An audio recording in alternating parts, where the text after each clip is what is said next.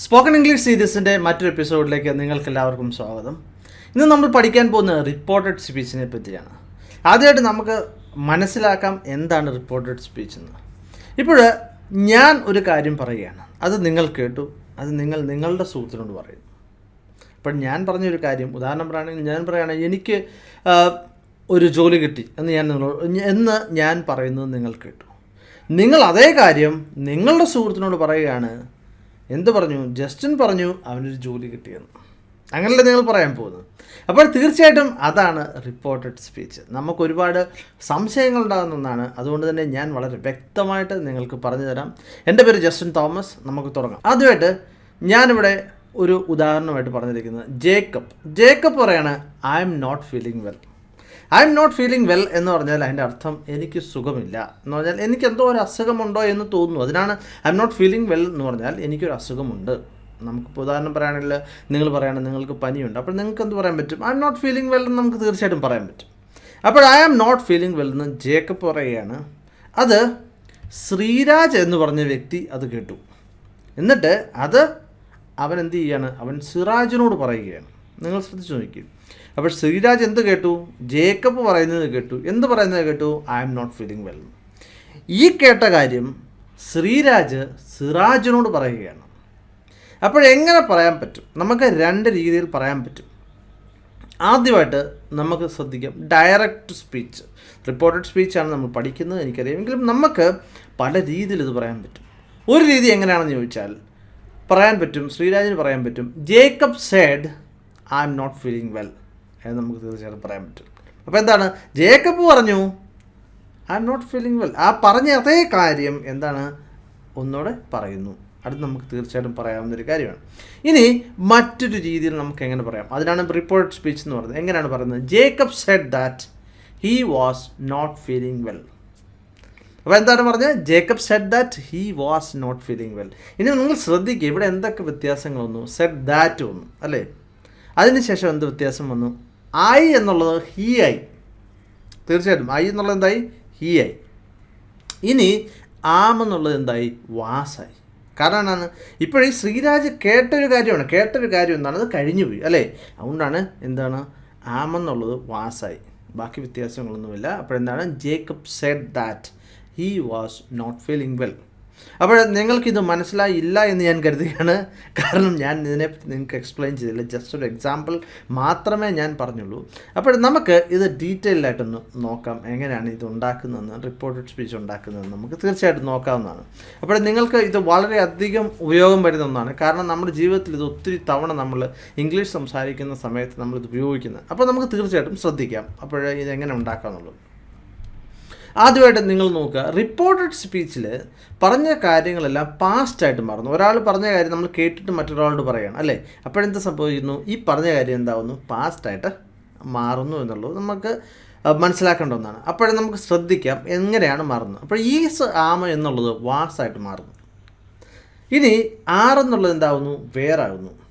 Do എന്നുള്ളത് did ആകുന്നു. Have അല്ലെങ്കിൽ ഹാസ് എന്നുള്ളത് എന്താവുന്നു? ഹാഡായിട്ട് മാറുന്നു. ഇനി ക്യാൻ എന്നുള്ളത് കുഡാകും. വിൽ എന്നുള്ളത് വുഡാകും. മേ എന്നുള്ളത് മൈറ്റായി മാറും.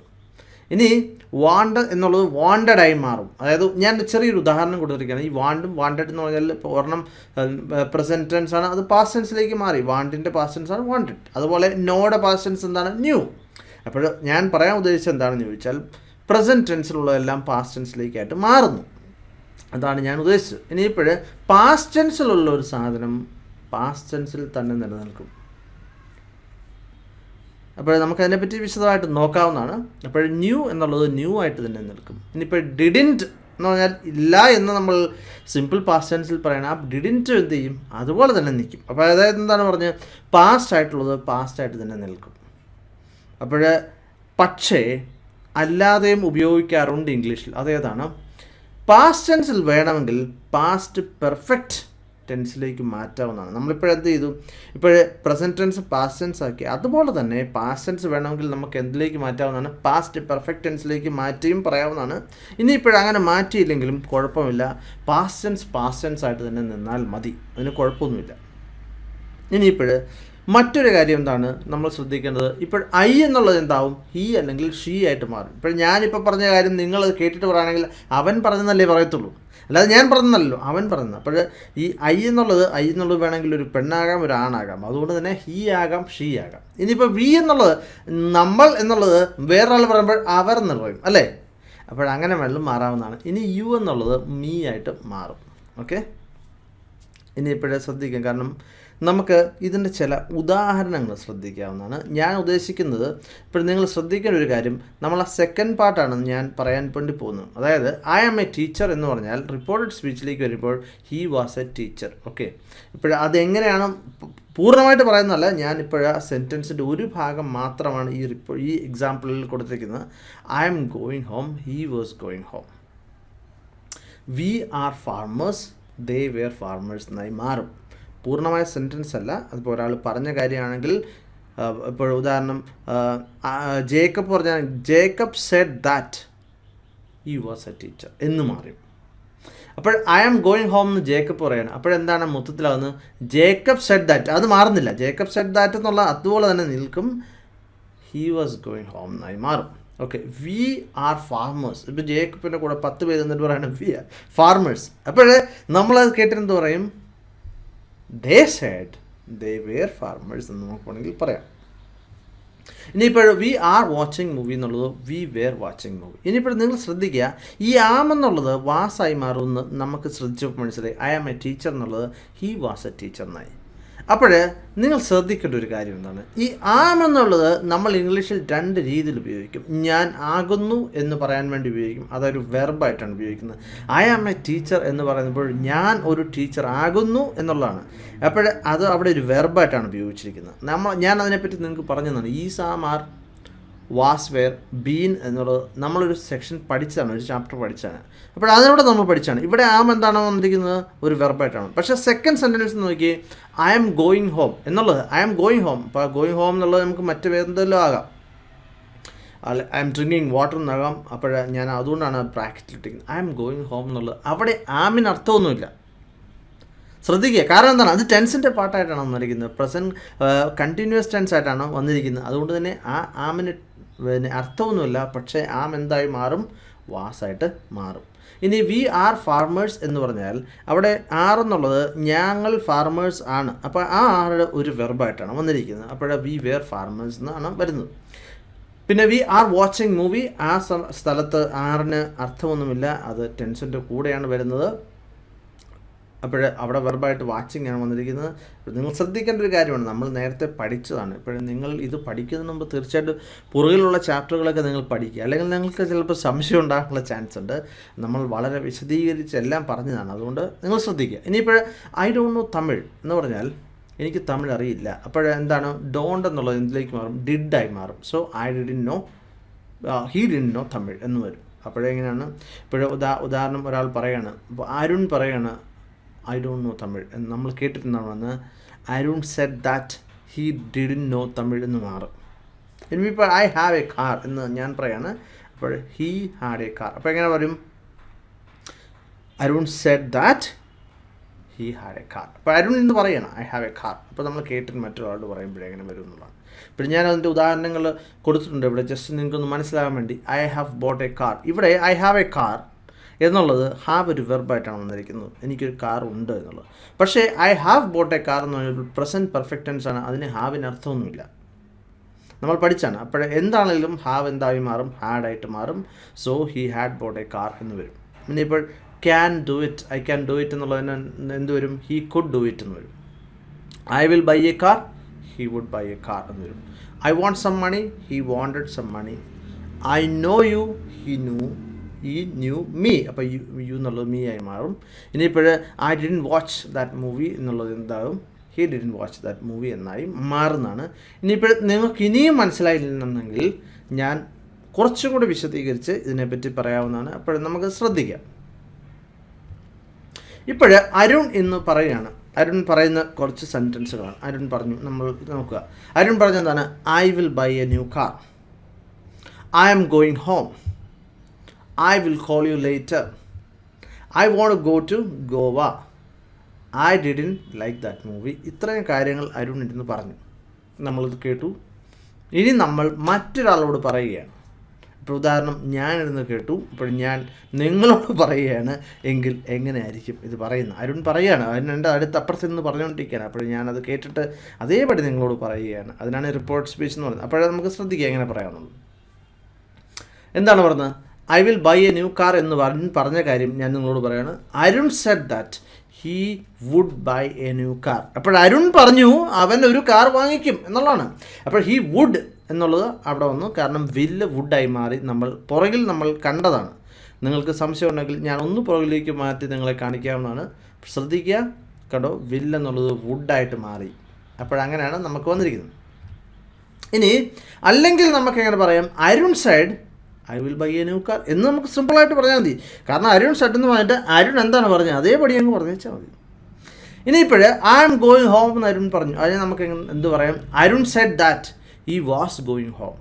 അപ്പോൾ ആം ഗോയിങ് എന്നുള്ളത് ആം എന്തായി? Was going home. ഇനി അടുത്താണ് അരുൺ എന്താ പറഞ്ഞു? I will call you later എന്ന് പറഞ്ഞു.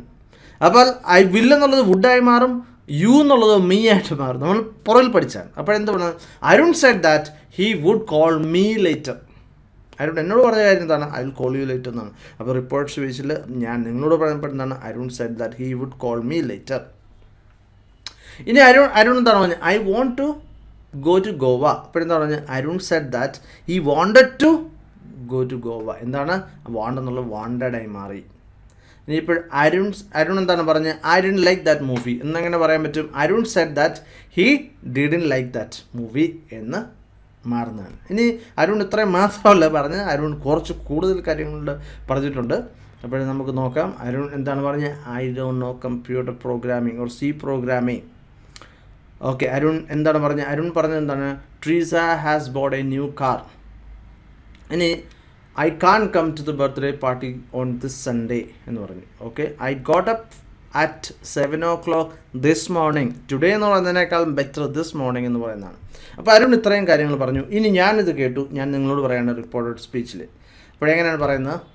Arun said that he didn't know C programming. Don't എന്തായി മാറി? ഡിഡിൻ്റായി മാറി. ഇനി മറ്റൊന്നാണ്, അരുൺ എന്താ പറഞ്ഞത്? ട്രീസ ഒരു പുതിയ കാർ വാങ്ങിച്ചെന്ന് പറഞ്ഞു. അപ്പോൾ എന്താണ് ഞാൻ പറയുന്നത്? Arun said that Treesa had bought a new car.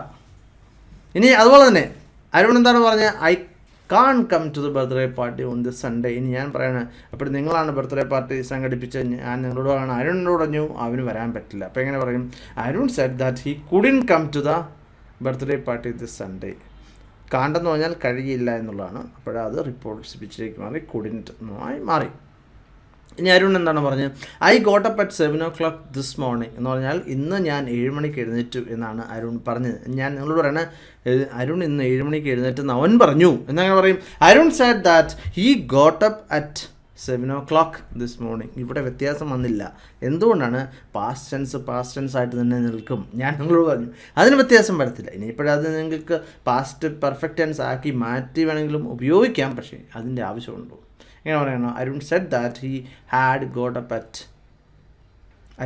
7 o'clock this morning എന്ന് വേണമെങ്കിൽ പറയാവുന്നതാണ്. പക്ഷേ അങ്ങനെ പറയേണ്ട ആവശ്യമില്ല. നമ്മൾ ആവശ്യമില്ലാത്ത ഇംഗ്ലീഷിൽ നമ്മൾ ശ്രദ്ധിക്കേണ്ട ഒരു കാര്യം, ഇംഗ്ലീഷിൽ ആവശ്യമുള്ള കാര്യങ്ങൾ മാത്രം പഠിച്ചാൽ, നമ്മൾ ആവശ്യമില്ലാത്ത ഒത്തിരി പഠിച്ചതിൻ്റെ പേരിൽ നമ്മൾ ഇംഗ്ലീഷ് സംസാരിക്കില്ല. അപ്പോൾ ഇത് മതി എന്ന് പറയുന്നു എങ്കിൽ അത് മാത്രം പഠിച്ചാൽ മതി. ഇനിയിപ്പോൾ ഞാൻ നിങ്ങളോട് പറയാൻ ആഗ്രഹിക്കുന്ന ഒരു കാര്യം, റിപ്പോർട്ടഡ് സ്പീച്ച് നിങ്ങൾ തീർച്ചയായിട്ടും പഠിക്കേണ്ട അത്യാവശ്യമൊന്നുമില്ല.